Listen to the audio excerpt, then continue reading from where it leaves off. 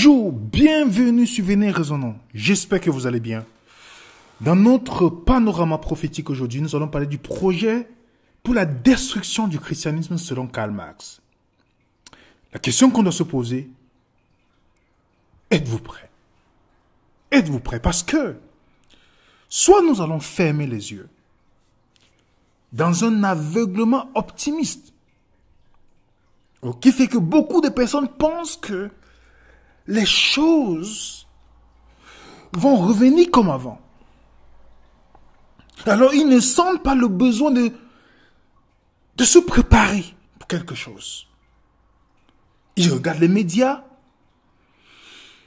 Voilà, on a l'impression que les choses sont en train de revenir au fur et à mesure. D'autres vont s'asseoir au lieu d'être proactifs et se poser des questions. Et parfois, on reste uniquement dans nos pensées. Nous ne voyons pas les choses qui sont en train de changer dans la société. Peut-être le retour à la normale après le Covid, on a l'impression qu'on retourne à la normale. Mais il y a tellement de choses qui changent dans la société, les amis. Vous avez par exemple les parents. Les parents ne peuvent plus. C'est la Cour fédérale qui a statué que les parents ne pouvaient pas contester la politique d'un district scolaire, peut-être au Maryland, interdisant d'informer les parents si les enfants s'identifient comme transgenres. Ok? Ça c'est aux États-Unis et ça se déploie dans plusieurs pays. Vous avez par exemple un prédicateur arrêté en Angleterre, dans les rues de Londres,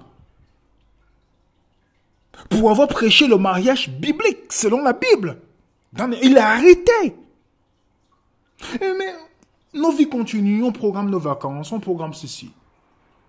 Vous avez au Québec un médecin de Montréal radié 3 mois pour avoir mégenré un patient trans. Vous pouvez lire l'article. Puisqu'il a dit que le médecin dit qu'il reconnaît seulement le chromosome X et Y, donc voilà, vous connaissez comment ça se passe. Donc, la société est en train de changer. Et on commence à voir la montée du socialisme. De plus en plus, on commence à voir une société qui tourne de plus en plus vers le socialisme, entre guillemets, le communisme. On va essayer d'en parler. Et c'est très important, les amis, ce panorama prophétique, pour comprendre où est-ce qu'on est en train d'aller. Le but n'est pas de frayer quiconque, le but n'est pas de juger quiconque. Nous voulons seulement, grâce à Dieu, échanger avec vous pour vous partager comment les petites transformations qui se passent dans la société au fur et à mesure. Ça ne doit pas être nouveau pour un chrétien, mais il ne peut pas fermer les yeux vis-à-vis de ça. Quand vous voyez au fur et à mesure des jeunes s'intéresser au communisme, comment le communisme, le socialisme est prôné, le parti communisme au Québec, vous avez des grands leaders mondiaux qui ont toujours milité pour le communisme, entre guillemets, socialisme. Vous avez Thomas Sankara aussi, vous avez Nelson Mandela, Thomas Sankara, son parti, il est un héros pour beaucoup de personnes en Afrique. Mais c'était aussi un bourreau pour certaines personnes en Afrique. Les gens ne le savent pas. On aime toujours parler des gens comme, voilà, ils ont seulement fait des bonnes choses. Je ne suis pas contre, il a fait des bonnes choses pour son pays. Mais n'oubliez pas qu'il était communiste. Vous pouvez voir les symboles. Vous avez en Allemagne, vous avez en Suisse. On nous dit, quand les jeunes se tournent vers le communisme. Donc, une question qu'on doit se poser. Est-ce que les gens, c'est pas seulement moi, les gens se posent la question si Marx est de retour. Si le journal belge nous dit pourquoi Karl Marx revient à la mode, pourquoi Karl Marx revient à la mode. Et le journal belge nous dit, près de 200 ans après sa naissance, la pensée de Karl Marx semble indépassable. La vie politique est toujours rythmée de ces concepts capital, travail, exploitation, classe sociale, dialectique, bourgeois. Les partis qui se réclament de lui connaissent parfois un succès étonnant. Un film lui est même consacré, le jeune Karl Marx. Vous remarquez bien que la société, on constate dans la société le retour de Karl Marx. Avec ce que je viens de... Juste cette petite information, de se poser la question, et qui est légitime? Qu'est-ce que le marxisme? Qu'est-ce que le marxisme? Simple mot. Doctrine philosophique, sociale, économique, élaborée par Karl Marx, en particulier une théorie et une pratique du socialisme. Donc le marxisme est un courant de pensée politique, sociologique, philosophique, historique, anthropologique, économique, fondé sur les idées de Karl Marx. Dans une moindre mesure, Friedrich Engels, pour ceux qui connaissent l'histoire du communisme. Politiquement, le marxisme, les amis, repose sur la participation au mouvement réel de lutte de classe, afin de parvenir à une société sans classe sociale, sans patriarcat. Ok? Donc, pour élaborer quelques petits points, l'une des diverses théories ou mouvements économiques, politiques égalitaires prônant la propriété, l'administration collective. Parce que dans la pensée de Karl Marx, l'individu n'existe pas. Vous n'existez pas en tant qu'individu. Vous existez collectivement. Donc, il n'y a pas une personne qui va dire, moi je suis ceci, non, on va prendre la pensée d'une personne. Non, il n'y a pas de différence. Vous existez dans la collectivité. Système de société ou un groupe vivant dans lequel il n'y a pas de propriété privée. Vous commencez à avoir des lois dans le pays. Vous n'aurez pas la propriété privée. Donc, pour ceux qui achètent ou qui achètent, je ne suis pas en train de dire de ne pas acheter, ça c'est pas le but de la présentation, chacun est libre. Mais vous allez voir, les taxes vont commencer à augmenter dans plusieurs pays. Les gens seront obligés de céder, en fait. Les lois, au fur et à mesure. Ça fait partie de la... Il ne faut pas la propriété privée. Ça vient du capitalisme. Un système ou une condition de société dans laquelle les moyens de production sont détenus et contrôlés par l'État. Un stade de société dans la théorie marxiste qui est transitoire entre le capitalisme et le communisme et qui se distingue par une répartition inégale des biens et rémunération en fonction du travail effectué. Dans le communisme, en simple définition sur Internet que vous pouvez voir, organisation politique sociale fondée sur la suppression de la propriété privée au profit de la propriété collective. Ok? Et une chose à noter, c'est que, pour continuer, un système dans lequel les biens sont détenus, comprenez bien, les biens sont détenus en commun. Ils sont disponibles pour tous selon les besoins. Ça peut sonner, on veut tout partager. Ok? Une théorie prônant l'élimination de la propriété privée ou le communisme. Une doctrine basée sur le socialisme, marxisme révolutionné par toutes deux révolutions. Le marxisme-léninisme qui était idéologie officielle de l'Union soviétique. Pour ceux qui connaissent l'Union soviétique, je vous conseillerais de lire un peu l'histoire. J'ai un parcours scientifique, mais je m'intéresse beaucoup à l'histoire pour savoir pourquoi les choses sont répétées. Je m'intéresse beaucoup et ça c'est très fascinant. Si vous regardez, vous connaissez un peu Lénine, vous étudiez l'Union soviétique, comment les gens vivaient à l'Union soviétique, sachez que voilà le monde dans lequel on est en train d'aller. Un système de gouvernement totalitaire dans lequel un seul parti autoritaire contrôle les moyens de production appartenant à l'État. Est-ce que vous comprenez? J'ai souligné totalitaire. Le totalitarisme est un régime de système politique dans lequel il existe un parti unique, n'admettant aucune opposition organisée, où l'État tend à exercer une mainmise sur la totalité des activités de la société. Donc, la société pensée par Karl Marx, il y a des gens qui ont déjà eu l'expérience un peu ce que ça veut dire. Ou c'est quoi cette société? Avant de pouvoir vous montrer comment les transformations se passent, il faut d'abord qu'on aille à la genèse de la chose. Vous avez deux visions dans le monde. Deux visions. Ceux qui croient à la parole de l'homme, ils vont toujours parler de nous sommes les humanistes, toutes ces choses, ça peut sonner bien. Tout dépend de la vision de tout un chacun. Le créationniste qui dit la parole de Dieu. Ok? Je crois à la parole de Dieu, pas à l'homme. Parce que généralement, quand on est déçu par l'homme, on dit oh non, est-ce que je crois à la parole de Dieu ou je crois à la parole de l'homme? Alors, Karl Marx, dans sa vision, qu'est-ce qu'il fait? Il n'a pas la même vision que celui qui croit. Le chrétien a une vision créationniste. La famille, Adam et Ève, c'est le commencement de la famille. Ça veut dire que la famille est instituée par Dieu. Tout ce que Dieu a fait, c'est la famille. C'est le péché est venu et maintenant Jésus vient pour racheter. Ça, c'est le point de vue d'un chrétien. Par contre, Karl Marx, il était évolutionniste. C'était le petit-fils d'un rabbin.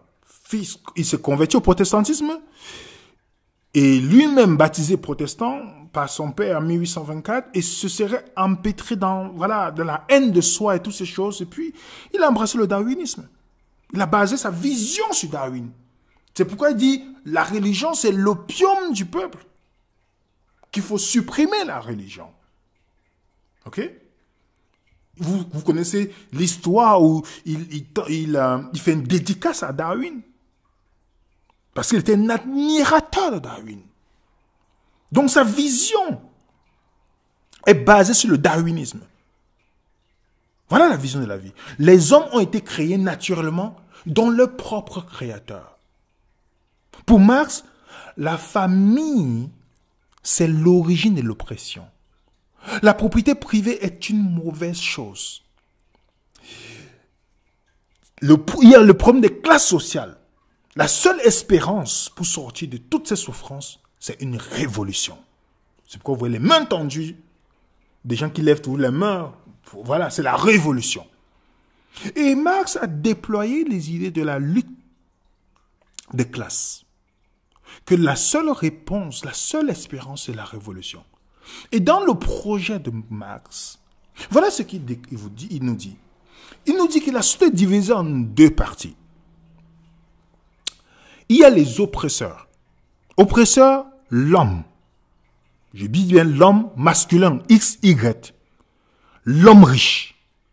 L'hétérosexuel. Le chrétien. Donc le patriarcat aussi. Ok? Les oppressés, c'est la femme. D'où le féminisme, vous allez voir tout à l'heure.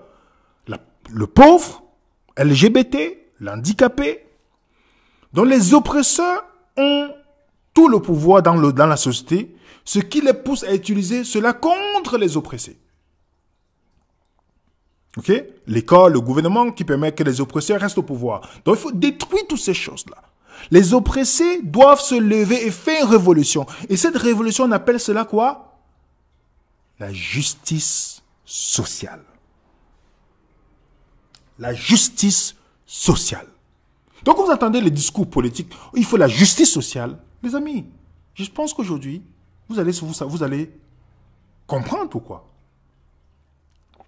Et qu'est-ce que ça signifie? Qu'est-ce que la justice sociale? Dans le sud des Nations Unies, qu'est-ce que la justice sociale? La justice sociale est fondée sur l'égalité des droits. pour tous les peuples. La possibilité pour les êtres humains, sans discrimination, de bénéficier du progrès économique, social partout dans le monde. Ok? L'égalité des sexes signifie la justice sociale. L'article, vous lisez tout, vous allez voir, et vous allez voir que beaucoup de religions, adventistes, méthodistes, baptistes, catholiques, commencent à introduire dans leur vocabulaire ou des prédicateurs, commencent à introduire les concepts de justice sociale. Parce que dans ce concept-là, vous allez voir comment le christianisme est détruit au fur et à mesure. Vous allez vous comprendre. Dans le concept de justice sociale, il y a ce qu'on appelle la théorie critique. Critical theory. Qui se définit simplement par... La théorie critique est une approche de la philosophie sociale, toujours de Karl, qui vise à analyser la société, la culture, en mobilisant les sciences sociales et humaines afin de révéler et mettre en question les structures de pouvoir. Vous comprenez? C'est pourquoi on parle de une nouvelle génération de la théorie critique. Ok?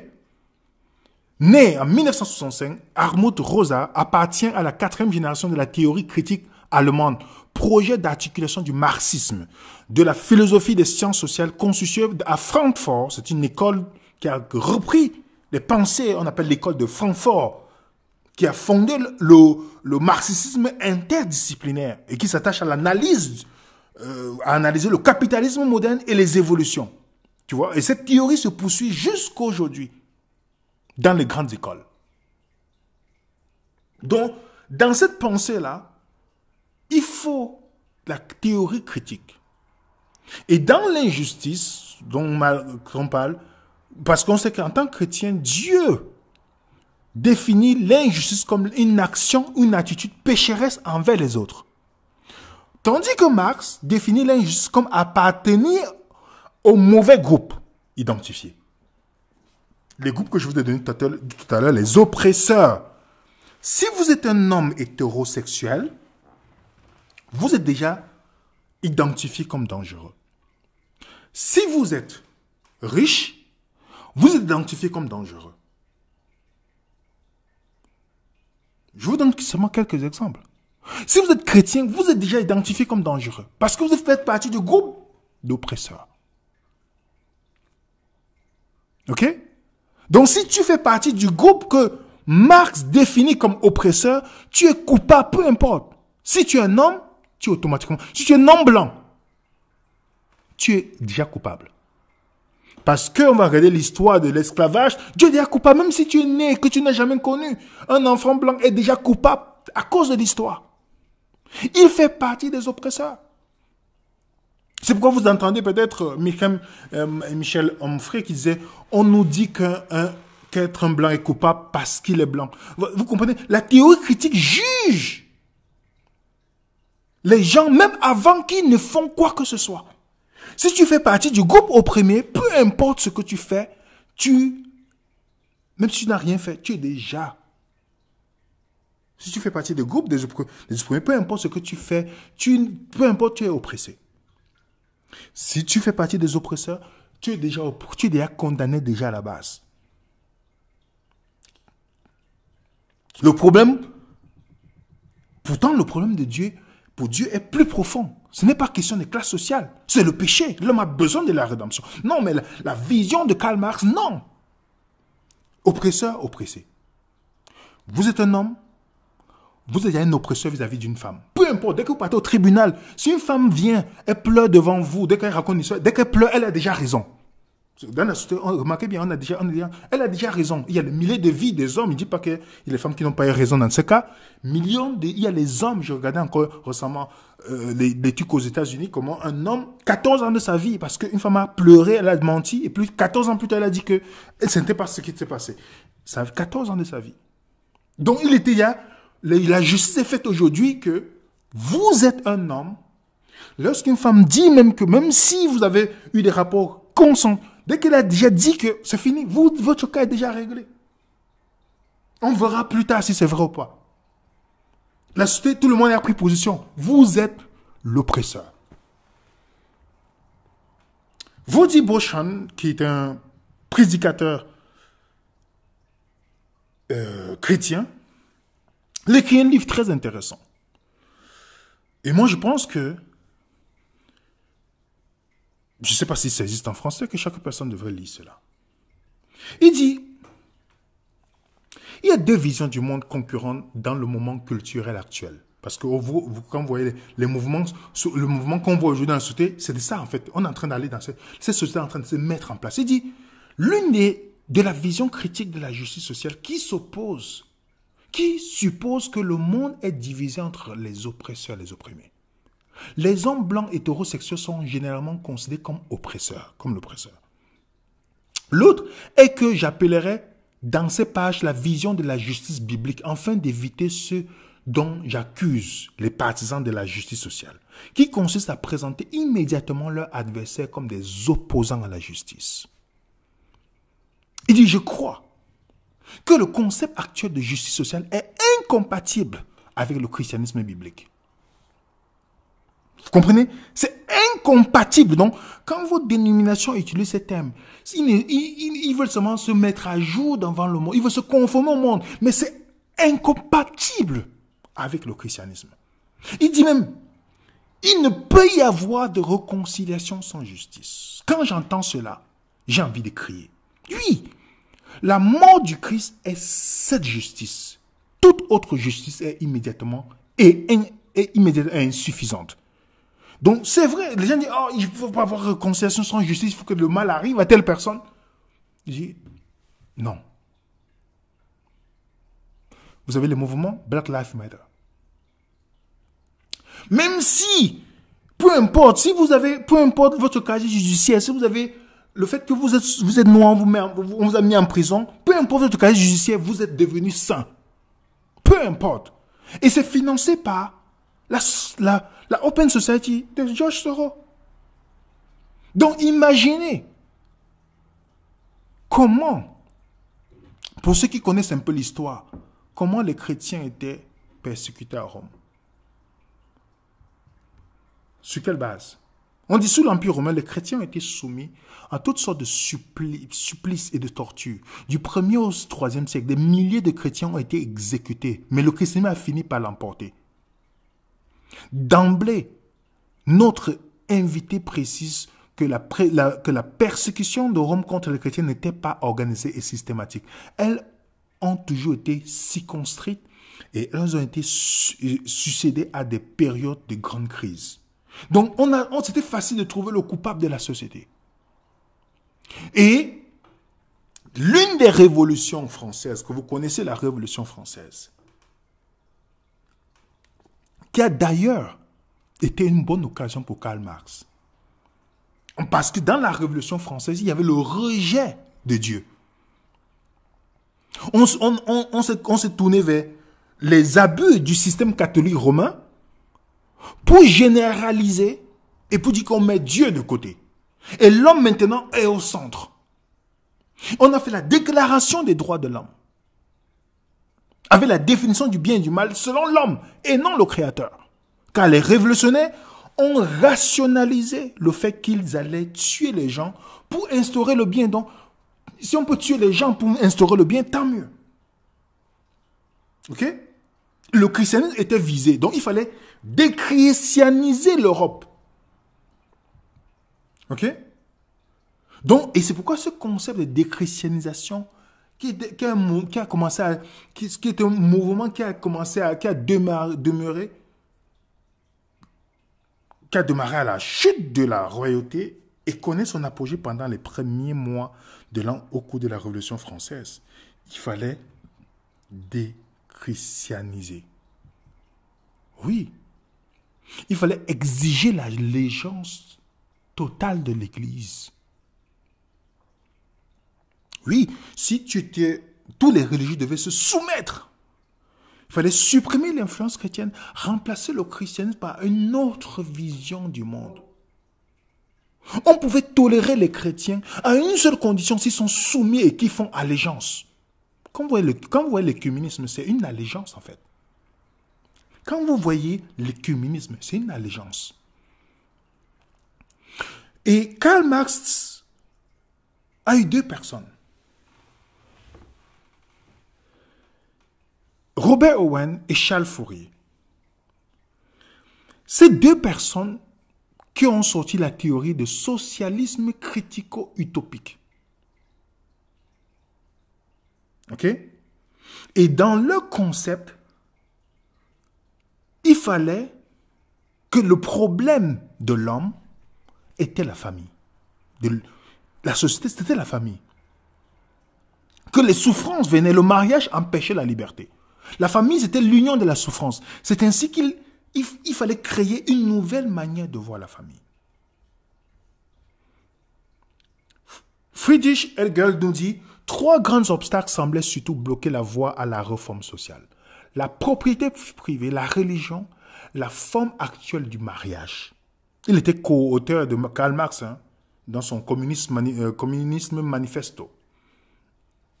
Et Roger Bardin nous dit, Marx et Engels ont déclaré explicitement et à plusieurs reprises qu'ils avaient une grande dette envers les socialistes utopiques, dont les deux que je vous ai cités tout à l'heure, qui, selon Engels, doivent être comptés parmi les esprits les plus importants de tous les temps. Vous voyez, c'est intéressant, les amis. On les considère comme les plus grands esprits. Et dans le livre de Robert Owen, pour ceux qui sont curieux, vous pouvez regarder, lire les extraits sur Internet. Le père, on l'appelle le père du socialisme britannique. Donc, qui a inspiré Marx. Il dit un nouveau système de socialisme mondial, basé sur l'abolition du mariage, de la famille, de l'éducation parentale. Je ne sais pas si vous comprenez un peu que quand vous voyez tout ce qui se passe dans le monde aujourd'hui, pas de propriété privée. Owen dit, dans un système de propriété publique organisé de manière rationnelle, chacun se sentirait souverain, toujours ouvert à son usage et à sa jouissance. Donc, en fait, dans la vision de Owen, tu ne possèdes rien dans la société organisée, d'une manière globale. Donc, tu ne possèdes rien, mais tu vas être épanoui, heureux. Ça vous dit rien, les amis? Vous n'avez jamais entendu cette phrase du Forum économique? Que d'ici 2030, un monde où rien ne vous appartient. Vous ne posséderez rien, vous serez heureux. Vous comprenez? Vous, pas nous, hein? Vous. Robert Owen et Charles Fourier. Les personnes que vous voyez, qui ont inspiré Marx dans sa vision, dans sa structure de sa pensée marxiste, étaient des personnes qui étaient reconnues. Ils ne croyaient pas en Dieu, mais ils étaient versés dans le spiritisme. Vous comprenez? Ils ne croyaient pas en Dieu, mais ils croyaient, on nous dit dans le livre de Future of Human de Owen, la sagesse des esprits raffinés, bons et supérieurs pouvait seul suggérer aux mortels cette nouvelle vision de la société. Il reconnaît que les esprits lui avaient dit de ne pas s'inquiéter, ces idées vont s'implanter dans le monde au fur et à mesure. C'est dans son document encore disponible sur Internet. C'est pourquoi, quand vous regardez dans sa vie, il ne croyait pas en Dieu, mais il était dans le spiritisme. Donc même Karl Marx, qui ne croyait pas en Dieu, vous lisez les livres qui ont été très très bons livres, il était versé dans le spiritisme. Ok? Revenons sur Karl Marx. Comme on a dit au début, que l'histoire de Karl Marx, c'est l'histoire des classes, les oppresseurs et les oppressés. Et dans cette société-là, ne pensez pas que le but c'est de viser l'homme blanc, l'homme noir, la blanche, la féministe, tout ça LGBT. C'est pas l'objectif en fait. L'objectif final, c'est le christianisme. C'est-à-dire, Karl avait une haine et toute la politique travaillée a pour point final la destruction des valeurs du christianisme. L'un de ses disciples, Antonio Gramsci, qui est né le 22 juin 1891 en Italie, qui est un philosophe, il était même en prison, il était même emprisonné, membre du Parti communiste italien. Il a assuré la direction. Il était emprisonné dans le régime de Mussolini. Il est mort en 1926. Voilà ce qu'il dit. Le socialisme est précisément la religion qui doit tuer le christianisme. Je vous rappelle que Hitler était socialiste. Hein. Nazi, c'est la nationale, lisez bien, hein, parti national socialiste. Donc, le socialisme est précisément la religion qui doit tuer. Quand vous entendez les partis socialistes, les partis ceci, les gens, je vois les chrétiens qui partent en pensant que le vote, d'abord, ils vont faire quelque chose, mais ils votent le socialisme. Ils disent, oh, le parti social, je ne dis pas que peu importe le parti, hein, on connaît la finalité. Mais s'ils pensaient un seul instant, pourquoi les partis socialistes viennent toujours avec les valeurs qui détruisent le christianisme? Mais les chrétiens vont le faire par émotion. L'esclavage qui a soutenu. Donc, l'objectif, c'est de viser le christianisme. Et les écoles de Francfort, qui étaient des réseaux étroits de la philosophie économiste et sociale radicaux indépendants, qu'est-ce qu'ils ont fait? Vous tapez école de Francfort, ils sont déplacés aux États-Unis, petit à petit, ils ont instauré les idées dans plusieurs écoles.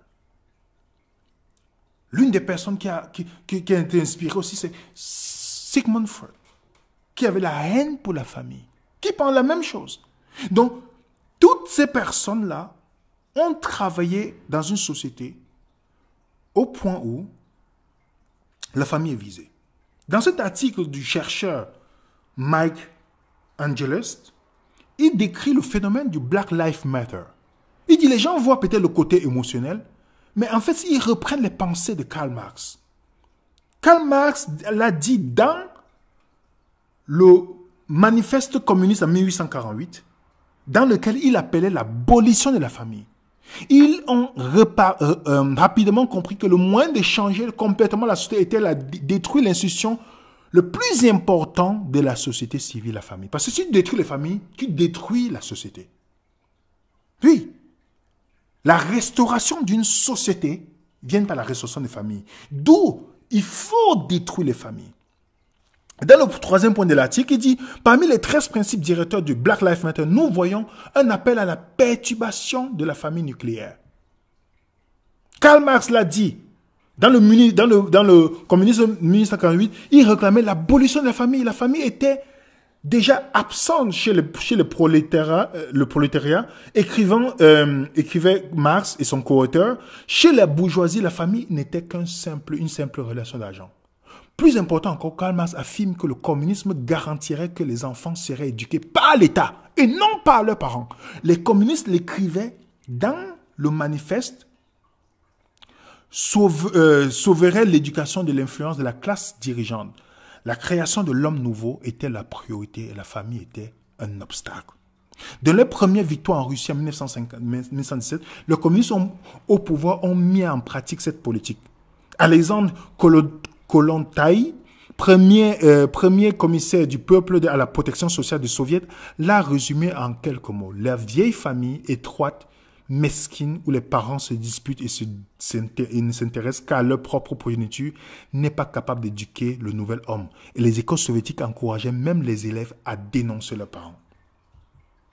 Les communistes nous répètent sans cesse qu'ils sont en guerre contre la famille parce qu'ils savent quel est un moyen pratique de détruire la société. Eric Mann, un communiste influent à Los Angeles, a déclaré en toute franchise dans une interview en 2015 que le problème, soit la race, le sexe ou le climat, l'objectif est de renverser le gouvernement des États-Unis.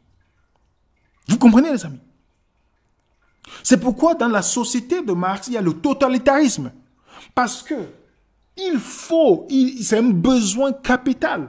Qu'est-ce que le totalitarisme, les amis? Système de gouvernance qui résulte au fait que quelqu'un ou quelque chose doit prendre place sur l'autorité de Dieu. La personne devient son autoritaire. Ok? Rod Dreher, qui a écrit un très très bon livre qui est parmi les best-sellers du New York Times, il dit à la page 7, Un État totalitaire est un État qui n'aspire à rien de moins qu'à définir et à contrôler la réalité. Vous comprenez? Il est journaliste, écrivain américain, éditorialiste aussi. Et il dit que c'est de contrôler. Comment on contrôle? Pas l'éducation, pas la science, pas beaucoup de choses. Et dans son livre, il définit deux types de totalitarisme. Deux types. Il dit qu'il y a le totalitarisme dur, contrôlé par la force. Et il y a le totalitarisme doux, contrôlé par l'heure. Il explique. Il dit, quand les gens pensent au totalitarisme, ce qui vient à l'esprit, ce sont les goulags, la police secrète, la torture. En gros, le stalinisme ou 1884 d'Orwell. C'est compréhensible, car c'était l'espérance du XXe siècle. Mais si nous nous attendons à ce que les agents du KGB débarquent dans la rue pour nous emmener en prison, nous ne le verrons pas. Nous passerons à côté des formes les plus douces du totalitarisme qui émerge dans notre société. Le totalitarisme est un système politique dans lequel une seule idéologie politique est autorisée. Tout dans la société devient politisé. Un gouvernement autoritaire ne veut que vous obéissez politiquement. Un système totalitaire veut votre âme. Lorsque vous voyez quelque chose d'aussi absurde que les biscuits d'Oreo célébrant la fierté LGBT avec des garnitures aux couleurs de l'arc-en-ciel, vous savez que vous avez affaire à une mentalité totalitaire. Après la Révolution russe, la société soviétique des échecs a essayé d'empêcher la politique de s'infiltrer dans le jeu. Ils ont publié une déclaration disant qu'ils voulaient garder les échecs pour le plaisir des échecs. Le gouvernement communiste les a réprimandés en leur disant que toute chose, même les échecs, devraient servir la révolution. C'est cette même mentalité qui a fait des Oreos les éveilleurs. Il continue. Il dit, le totalitarisme dut s'appuyer sur la terreur et la peur de la douleur pour forcer les gens à se conformer. Le totalitarisme doux, au contraire, s'appuie sur la peur de perdre le confort, peut-être perdre votre maison, le statut, au pire, l'emploi pour forcer la conformité. Néanmoins, comme si peu de gens aujourd'hui seront prêts à souffrir pour la vérité, il obtiendra par les moyens plus doux ce que la vision précédente a obtenu par les moyens durs. De plus, je pense que les exécutants n'auront pas besoin de recourir à des tactiques dures pour faire respecter leur idéologie. Ils utilisent une technologie de surveillance sophistiquée, comme le système de crédit social chinois, pour réguler les privilèges des consommateurs, l'accès à l'emploi. Personne ne sera envoyé en prison pour sa foi. Les gens ne pourront tout simplement pas acheter ou vendre si les algorithmes les jugent mauvais citoyens. Et la Chine est en bonne voie pour mettre en œuvre ce type de contrôle. Enfin, la douceur du totalitarisme fait également référence au fait que nous construisons une société de contrôle total au nom de la compassion, afin de créer un espace sûr pour les minorités favorisées. L'autre jour, j'ai été réprimandé sur mon blog pour avoir cruellement mal genré un homme transgenre.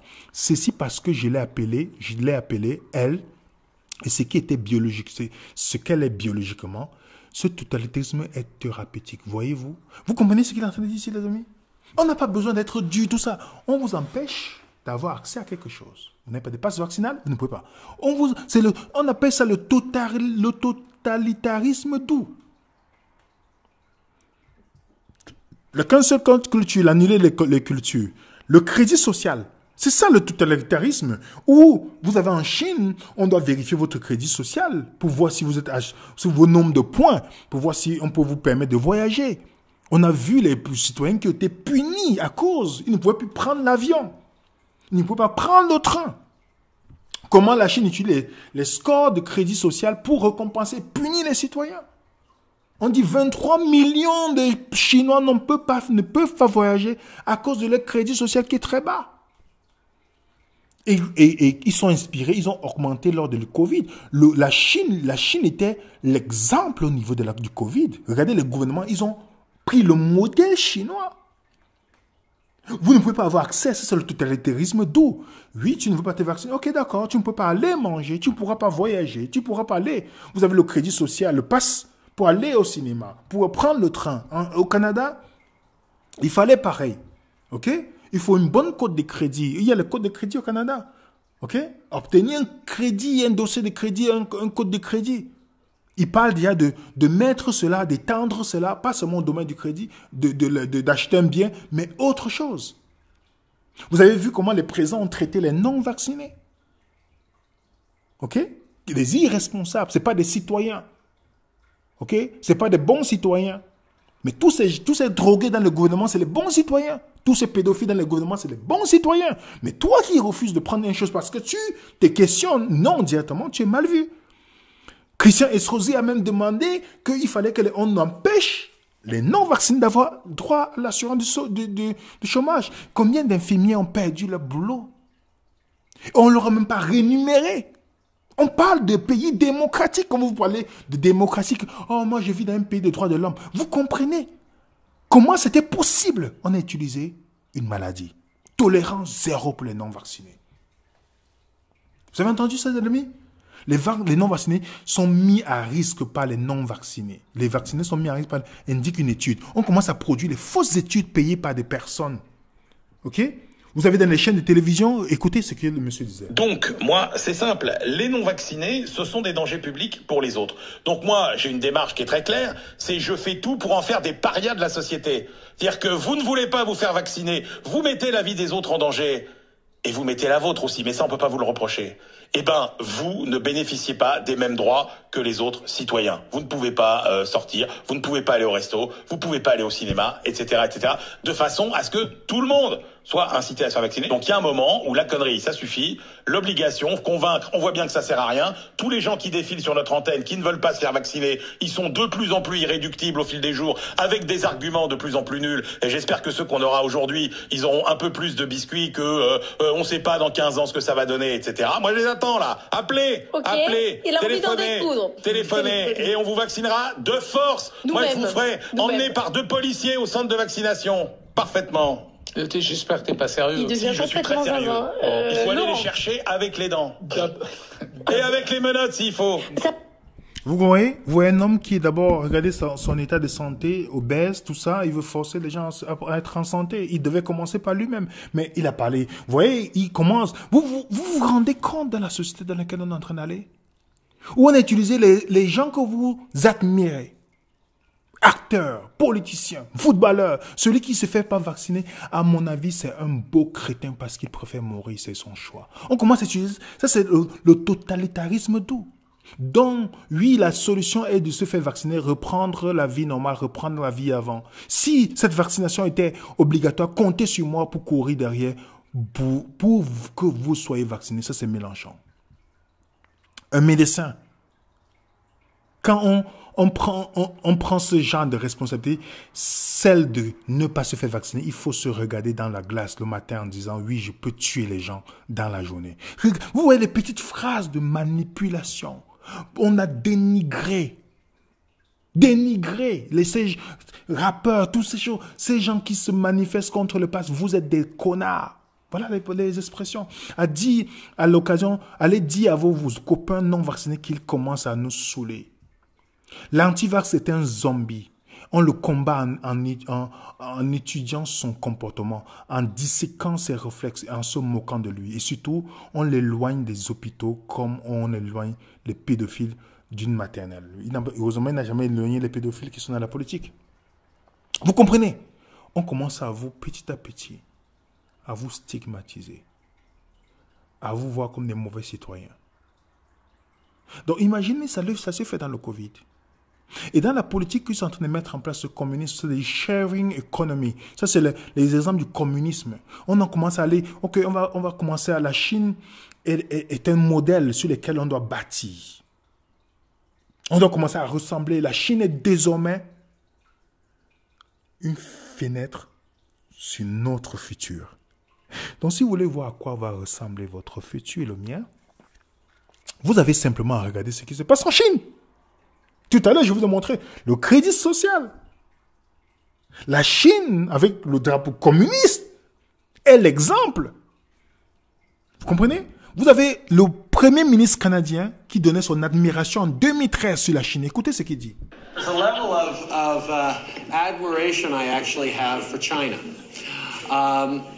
Because their basic dictatorship is allowing them to actually turn their economy around on a dime and say we need to go green as fast as we need to start investing in solar. I mean, there is a flexibility that I know Stephen Harper must dream about of having a dictatorship that he could do everything he wanted that I find quite interesting. Vous comprenez? Il évoque son admiration pour la Chine. Combien de politiciens, même celui qui est dans le forum économique aujourd'hui, on voit la statue de Lénine chez lui. Pour ceux qui veulent pousser loin sur comprendre, il y a deux bons livres qui sont intéressants devant vous, les amis. Achetez ce livre. Lisez-les. Parce que vous allez comprendre. OK? Parce que la pandémie qui est venue, et remarquez bien qu'après cela, les gouvernements ont signé le traité de la pandémie pour que tous les pays puissent répondre, qu'il n'y ait pas de pays qui vont résister. Tous les pays, les États membres de l'OMS conviennent de faire part à l'Assemblée de la santé des résultats des processus historiques relatifs au RSI et à l'accord sur les pandémies. Donc imaginez tous les pays signe cet accord. C'est fini. Ça veut dire que toutes les décisions qui sont prises au niveau de l'OMS, vous êtes obligés de... Les gouvernements n'ont rien à dire. Vous comprenez? Et tout ça, petit à petit, vous tombez sur le carbone.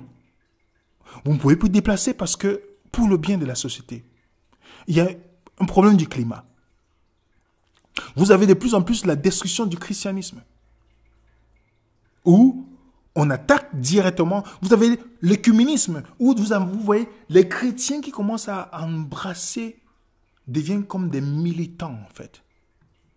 Ce n'est plus l'évangile, ils deviennent comme des militants.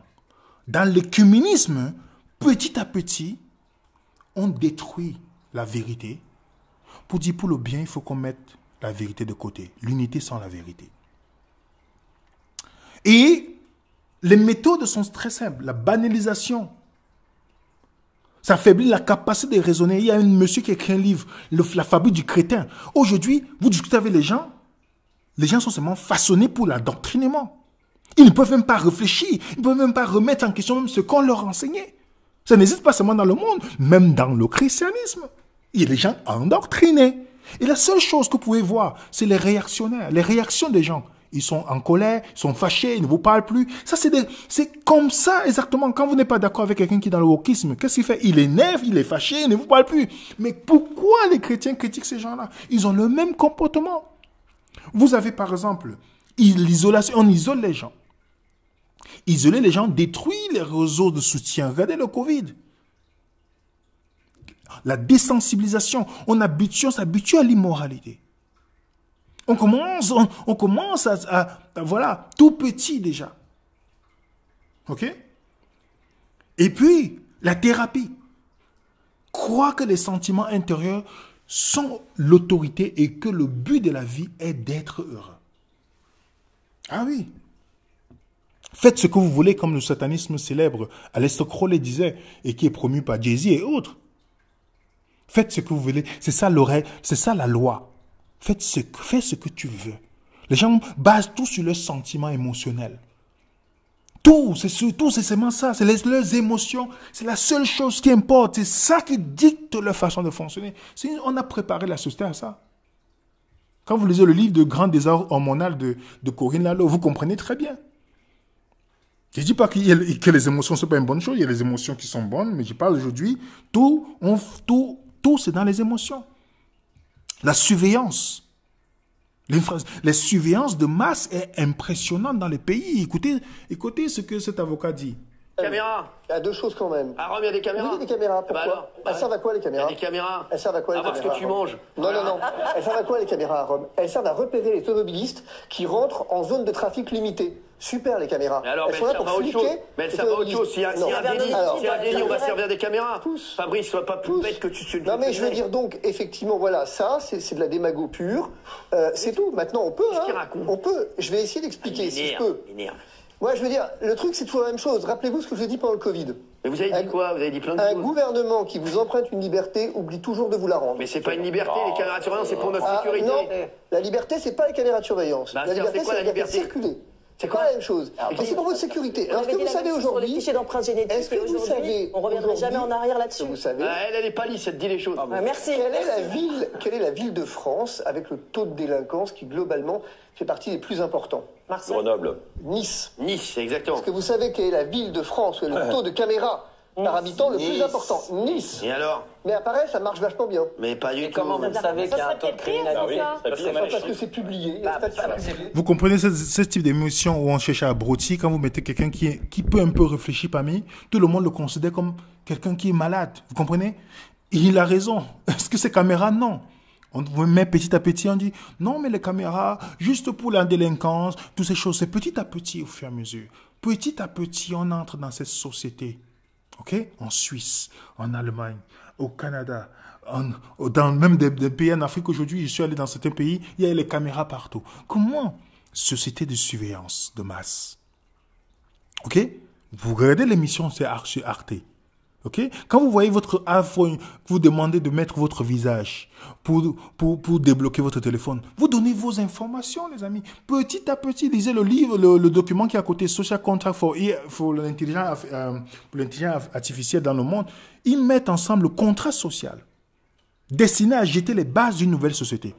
Et demandent sur le document, ils demandent un système de surveillance et d'évaluation des gouvernements, des entreprises, des individus pour faire respecter les nouvelles normes.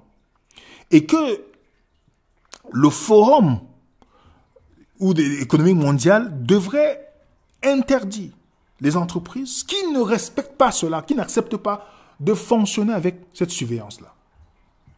Vous comprenez? Et vous pensez on retire ces caméras-là une fois que c'est fini? Non. On augmente au fur et à mesure. Petit à petit, nous, on est là divertis en regardant les matchs de boxe, en regardant le foot, en regardant nos émissions, en perdant en disant on est en train de faire autre chose. Mais petit à petit, on est en train de se mouler. Dans cette société-là, où même nos téléphones deviennent... Je ne dis pas que la technologie, on peut l'utiliser pour évangéliser, pour faire des choses. Mais il faut faire attention de ce que ça devient. De donner... Je ne veux pas culpabiliser les parents ici de donner des trucs aux enfants, mais n'oubliez pas, petit à petit, on nous fait arriver dans ce monde-là.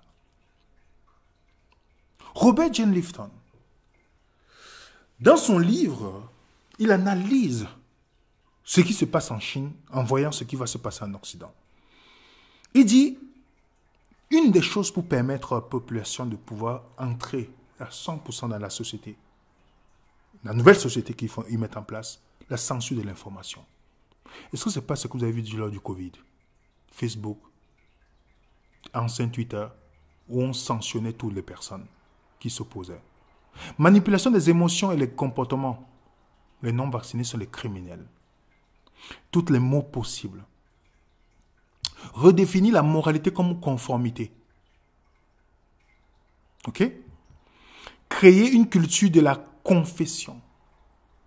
Présenter une science sacrée, donc il y a la science. On dit la science a dit, oh non, on va vacciner les gens. La science a dit, donc tous les médecins qui vont dire, non, c'est pas scientifique, ils sont mis de côté. La science devient une religion.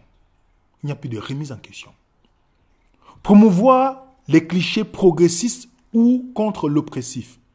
Donc si vous acceptez, vous êtes chrétien, vous acceptez le mariage gay, vous acceptez la bénédiction, vous êtes progressiste.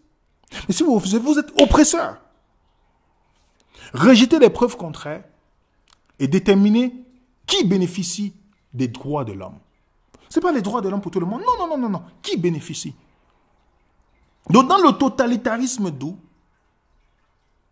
les définitions sont claires. Et l'objectif final, vous remarquez bien, la famille était toujours l'ennemi du socialisme, du communisme, le socialisme qui est une extension du communisme, c'est la famille qui est visée. Il faut supprimer les familles. Il faut détruire les familles monoparentales aujourd'hui. Beaucoup de femmes qui pensaient que le féminisme était bénéfique, elles ne savent pas qu'elles étaient seulement utilisées. Je ne dis pas qu'il n'y a pas eu les abus des hommes, mais on a fait utiliser une petite chose pour pouvoir promouvoir quelque chose aujourd'hui. Famille monoparentale, destruction du valeur du mariage. Accorder aux parents, aux enfants la supériorité sur les parents. Vous ne pouvez même pas parler à vos enfants, ils appellent la police. On les retire directement. Ok? Faire ce que les deux parents puissent travailler. Je ne dis pas que, je ne suis pas en train de dire que vous ne devez pas travailler, mais vous remarquez bien l'origine. On a augmenté les taxes, on a augmenté ceci, ce qui fait que les deux parents qui travaillent. Qui doit les éduquer? L'État. Avec les valeurs de l'État. Vous comprenez? Alors les parents devaient déjà préparer leurs enfants à l'apologétique. Comment ils devaient se défendre leur foi. Si vous ne faites pas ça, les amis, vous comptez sur quoi? Vous et moi, nous comptons sur quoi? Si vos enfants sont demain retirés, parce que si vous êtes chrétien, vous devez penser à cette possibilité dans la société qui est en train de venir. Parce que quand vous faites un enfant au Canada, c'est l'enfant du gouvernement, pas le vôtre. Vous n'êtes que gestionnaire, le gouvernement peut retirer. En France, pareil. Aujourd'hui, vous devez inscrire vos enfants plus tôt. Donc, on veut le retirer le plus tôt possible de vous. Alors, si vous êtes chrétien, vous devez connaître vos droits d'abord. Première chose. Vous vous rappelez que Paul a fait appel dans Acte 22, verset 25. Il dit, vous voulez fouetter un citoyen romain que vous n'avez même pas jugé. Est-ce que vous avez le droit? Il a fait appel à ses droits. Il n'a pas dit seulement qu'il priait. C'est comme ça qu'on a mené, ça un peu rallongé son temps de persécution. Vous comprenez? Quand il dit rallongé, c'est-à-dire il a évité, parce qu'on a mené directement pour juger par Rome. Ok? Mais il a quand même utilisé le droit pour sortir de la main de ces gens-là. Et aussi, les familles. Vous devez savoir que quand vous êtes persécuté dans une ville, vous fuyez dans une autre ville. D'où on appelait Abraham et tous les autres dans les héros de la foi, ils étaient des voyageurs sur la terre. Que vous possédez des maisons ou pas, vous devez savoir si vous êtes chrétien, que vous n'êtes pas attaché à ça. Que vous n'êtes pas attaché de telle manière que si demain vous voyez que les lois du pays ne vous condamnent pas et que vous voulez encore, peut-être vous voyez d'autres pays qui offrent encore cette opportunité tant qu'on n'est pas encore à la fin, vous pouvez le faire. Parce que c'est ça. Quand vous persécutez dans une ville, ne restez pas là 8 mois. C'est pourquoi il faut bien choisir avec qui vous vous mettez. Bien choisir avec qui vous voulez fonder votre famille. Parce que si vous fondez votre famille avec quelqu'un qui n'a pas la même vision, vous allez perdre vos enfants si vous décidez de partir. Vous comprenez pourquoi c'est très important l'éducation, la transmission de ce point-là. Que ce n'est pas question, on ne tombe pas amoureux par rapport aux sentiments. On doit comprendre qu'est-ce que nous gardons comme culture, si on est chrétien, notre vision, et qu'est-ce qu'on doit protéger, quelle est la vision du monde. Et vous et moi, on peut beaucoup apprendre. Moi, je connais des voyageurs, les gens du voyage. Ils sont en France, ils sont en Suisse.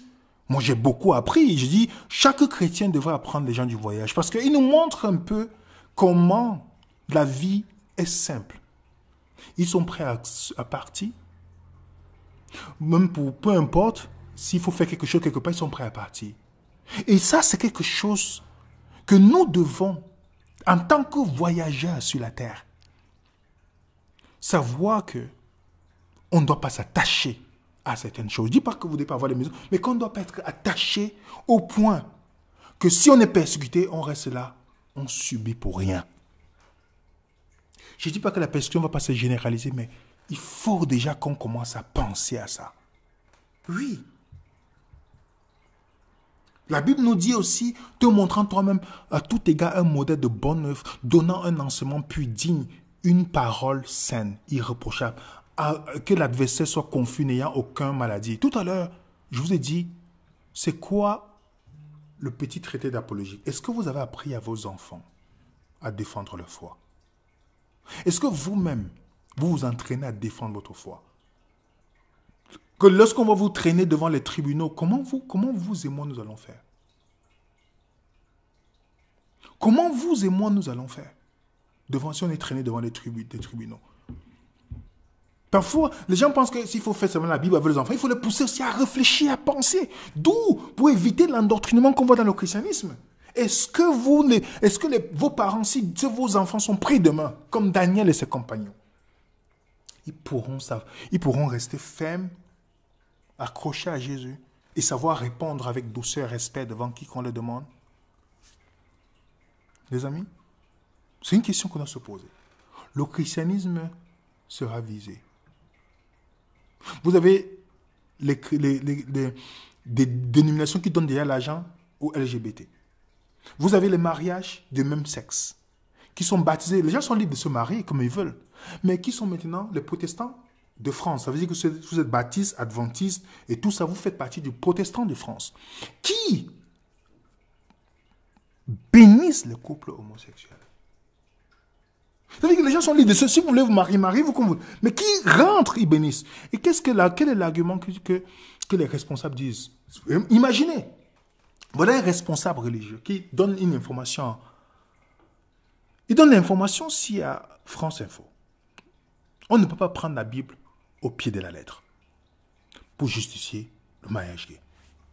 Il dit comment cela se déroule. Un couple souhaitant une bénédiction pourrait simplement aller voir le pasteur de la paroisse pour en parler. Ensuite, ce sont les conseils presbytériaux qui décideront de répondre positivement ou non à cette demande. Ils ont la possibilité de refuser car rendre les choses contraignantes n'est pas notre logique. Ok? Et il dit, contrairement, le mariage n'est pas un sacrement chez les protestants, dont il s'agit simplement de bénir une union civile. Vous comprenez? Et puis, il dit, les chrétiens qui s'opposent à une ouverture du mariage homosexuel avancent souvent la Bible comme s'opposant à l'homosexualité. Il dit, de manière factuelle, quand on lit la Bible, on s'aperçoit qu'elle parle très peu de l'homosexualité, mais qu'effectivement, elle en parle toujours de manière négative. À l'inverse, le couple entre homme et une femme est valorisé. Pourtant, est-ce que la Bible est un code de route qu'il faut prendre au pied de la lettre? Si c'est le cas, il faut rétablir l'esclavage ou la polygamie. Peut-on considérer les données de la Bible sur l'homosexualité comme immuables ou faut-il au contraire les lire dans le contexte historique? Tout le monde interprète la Bible, même ceux qui affirment ne pas le faire. Vous comprenez? Imaginez. Vous avez toutes les dénominations qui sont dans l'écuménisme. Vous avez les chrétiens progressistes qui acceptent toutes ces choses. Vous pensez que si vous décidez de ne pas le suivre, on va vous laisser tranquille? Est-ce que vous savez que selon le communisme attaque le christianisme, mais vous savez que ça attaque le christianisme biblique, pas le christianisme populaire. Est-ce que vous savez que le christianisme populaire n'est jamais biblique? Mais le christianisme biblique ne sera jamais populaire. Est-ce que vous comprenez la visée? Vous voyez que beaucoup de chrétiens sont entrés dans la justice sociale, où ils se mettent au fur et à mesure, ils se conforment au siècle présent. Alors qui sera vos ennemis? Quand ceux-là vont dire, oh, nous avons progressé.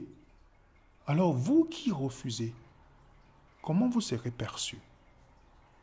Est-ce que vous êtes prêts? Est-ce que vous et moi nous sommes prêts?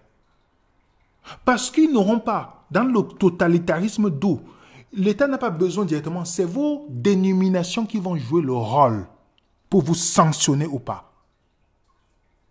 Parce que vous refusez d'accepter la pensée populaire. Pour tous ceux qui pensent que la dénomination de l'écuménisme, c'est juste un temps. Non, vous allez entendre toujours, laissez Dieu va gérer. Ça, c'est les trucs qu'on a préparés très bien pour les gens endoctrinés. Qu'est-ce que vous et moi nous suivons? Qu'est-ce que nous savons comme la société qui va entraîner? Prenez garde que personne ne vous séduise. Prenez garde que personne ne vous séduise. Dans la société où on ne pourra ni acheter ni vendre, vous pensez qu'il n'y aura pas de chrétiens qui auront fait le compromis? Vous pensez qu'il n'y aura pas? Ils sont en train de mettre tout en place Comme beaucoup de chrétiens ont peur d'être pris comme les oppresseurs, ils se joignent directement en acceptant toutes ces philosophies, en rejetant au fur et à mesure l'autorité de la parole de Dieu pour accepter. C'est pourquoi de plus en plus, vous allez voir qu'il y aura des divisions au sein du chrétien, même des dénominations. Vous avez les gens qui vont dire, je veux suivre la Bible. Les gens vont commencer à aller petit à petit et commencer à retourner. Ce qui est positif dans ce qui va venir, ça va pousser ceux qui cherchent à être autonomes. Oui. Ça veut pousser ceux qui cherchent à être autonomes. Ceux qui sont confortables dans la dénomination, ils vont s'aveugler, ils vont accepter.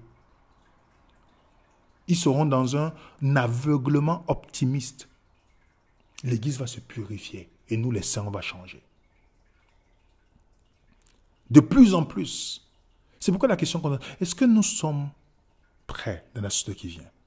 Dans la société qui se met en place au fur et à mesure, où la destruction de la famille, la destruction de toutes choses, des valeurs, la déchristianisation, où on considère directement les gens comme les oppresseurs, les oppressés. Vous vous rappelez de cette phrase? Je crois que le concept actuel de justice sociale est incompatible avec le christianisme biblique. Il a bien précisé biblique, pas le christianisme populaire. Alors, les amis, les choses se mettent devant nous. La société est en train de se mettre en place au fur et à mesure. Économiquement, on aura beaucoup à perdre si on est attaché au bien matériel. Oui. Familièrement, si on n'a pas commencé à constituer c'est quoi la famille chrétienne et apprendre à nos enfants de défendre leur foi eux-mêmes, d'échanger avec eux. Pas de les endoctriner, mais de les pousser à la réflexion. Si on n'est pas en train de se poser cette question, c'est pourquoi le choix, si vous n'êtes pas encore marié, réfléchissez 100 fois avant de le faire. Avec qui? Ne laissez pas vos émotions vous diriger vers quelqu'un parce que la personne a une belle gueule. Même Satan avait une belle gueule. Vous comprenez? Ne laissez pas les émotions vous dicter. Choisissez aussi par rapport à votre projet de vie, vous qui êtes chrétien. Amos 2, 3, verset 3 dit, 2 personnes ne marchent pas ensemble, ne sont pas d'accord. Et donc choisissez bien. Une personne qui a fait la détox du féminisme et qu'un homme a fait la détox des choses du monde. Parce que dans la société, l'ennemi vise la famille premièrement. La famille chrétienne, le concept du christianisme, le concept judéo-chrétien a bâti le monde. Les principes, ça a bâti le monde. Oui, les amis, le monde aujourd'hui ne s'est pas encore totalement écroulé parce qu'il y a encore les vestiges du christianisme qui sont encore là. Et qu'on est en train d'attaquer au fur et à mesure. Vous comprenez, les amis?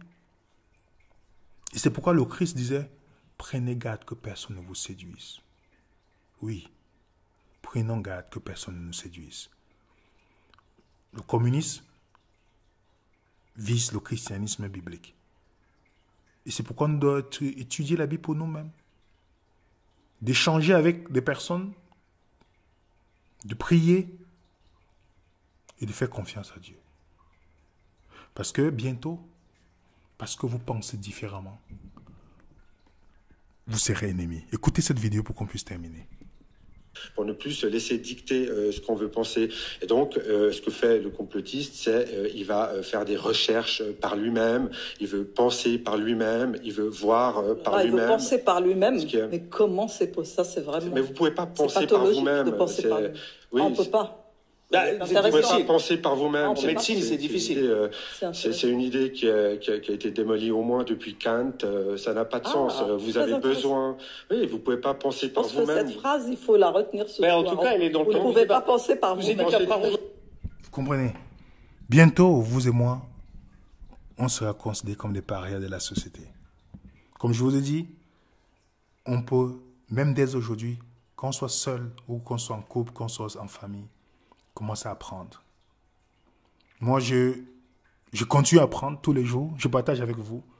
C'est pourquoi, quand je lis dans la Bible toutes ces choses, je me dis, Seigneur, qu'est-ce qu'il faut faire?